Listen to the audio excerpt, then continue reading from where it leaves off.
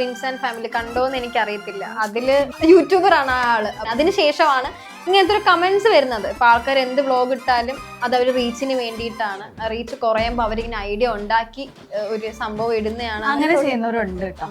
എന്നോട് തന്നെ പറഞ്ഞിട്ടുണ്ട് സ്ക്രിപ്റ്റ് റെഡി ആക്കിയതിന് ശേഷം സിലുന്ന് വീഡിയോ ചെയ്തിട്ടെ.